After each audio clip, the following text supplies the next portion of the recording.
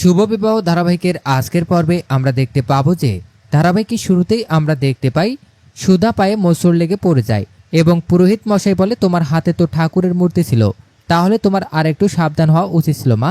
এদিকে মাথায় ঘোমটা দেওয়া রুক্মিণীকে সুধা ভেবে তেজ বসু মল্লিক বলে, আপনি এখানে দাঁড়ান। তখন তেজের ঠাম্মি এসে বলে, তুমি না থাকলে আজকে তো ঠাকুরের মূর্তিটা ভেঙে যেত, তুমি অনেক বড় উপকার করেছো মা। তেজ মনে মনে বলে, আপনি যদি রুক্মিণী হন তাহলে সবার থেকে কেন আড়াল করছেন নিজেকে। একটু পরে পুরোহিত মশাই বলে, ঠাকুর যেহেতু তোমার হাতে গিয়ে পড়েছে, সেক্ষেত্রে তুমি রথে ঠাকুরকে স্থাপন করো।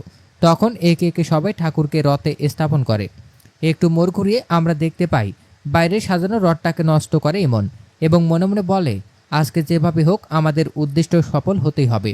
5 বছর ধরে যেটা অপেক্ষা করে আসি, আজকে এই রথের শুভ দিনে তেজ বসু মল্লিককে শেষ করে দেব। কিছুক্ষণ পরে ওখানে আমরা তরিকে দেখতে পাই। তরি এসে ইমনকে বলে, তুমি এখানে কি করছো? রথটা আমার মাম্মাম সাজিয়েছে, তুমি যদি সেটা নষ্ট করো তাহলে আমি আমার মাম্মামকে গিয়ে বলে দেব। তখন ইমন ভয় দেখিয়ে তরিকে বলে, তুমি যদি কাউকে কিছু বলেছো তাহলে আমি সবার মতো তোমাকেও ওপরে পাঠিয়ে দেব। এদিকে ছোট্ট তরি ইমনকে বলে, তুমি আমাকে ভয় দেখাচ্ছ? তুমি তো দুষ্টু আন্টি, আমি তখন থেকে দেখছি তুমি রথটাকে কেমনভাবে নষ্ট করলে। তরি ক্যারাটে জানে বলে ইমনকে ধাক্কা মেরে ফেলে দেয় এবং বন্দুকটি বের হয়ে আসে। তখন তরি চমকে ওঠে এবং বলে, তুমি বিজ্ঞাল হয়ে ছোট বাচ্চাদের বন্দুক নিয়েছো কেন? তুমি তো পসা আন্টি, আমি এসব মাম্মামকে বলে দেব। এদিকে আমরা দেখতে পাই জ্যোৎস্না পুতুল পিকলুকে নিয়ে যাচ্ছে। আশুতোষ বাবু বলে, আজকে এখানে কিন্তু অনেক ভিড় হবে, অনেক লোকজন আসবে, আমাকে ছেড়ে এখান থেকে কোথাও যাবে না। তখন জ্যোৎস্না বলে, সেজন্য তো পিকলুকে আমার সাথে নিয়েছি, যাতে আমি হারিয়ে না যাই। কিছুক্ষণ পর আমরা দেখতে পাই সবাই রথ টানতে বাইরে বেরিয়ে আসে। তখন ইমন অনিমেষকে গিয়ে বলে, তোমার কাজ সবাইকে ব্যস্ত রাখা।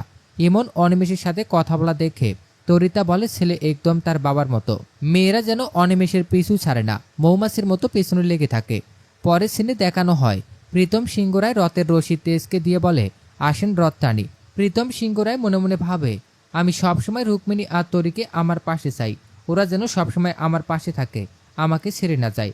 এদিকে তেজ বসু মল্লিক রথের রশি হাতে নিয়ে মনে মনে বলে, সুধা আমার ছিল, এখনো আছে এবং সারা জীবন থাকবে। এ বলে সবাই রথ টানা শুরু করে। এইদিকে সুধা ঝিনুককে তরির কথা জিজ্ঞেস করায়। একটু পরে সুধার কাছে এসে বলে, মাম্মাম, আমি একটা দুষ্টু আন্টিকে দেখেছি যে কিনা বন্দুক নিয়ে ঘুরছে। তরির কথা শুনে সুধা মনে মনে ভাবে, আজকে নিশ্চয়ই কোনো অমঙ্গল হতে যাচ্ছে। কিছুক্ষণ পরেই দেখা যায় রথের চাকা বসে যায়।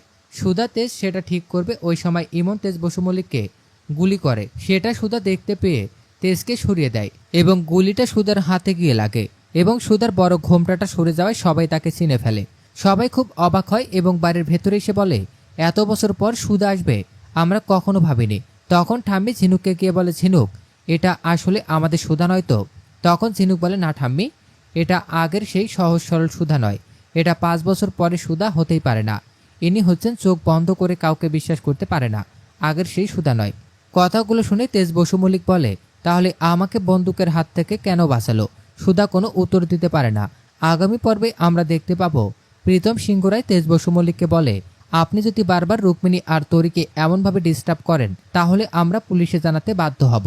তো দর্শক, এই ছিল শুভ বিবাহ ধারাবাহিকের আজকের আপডেট।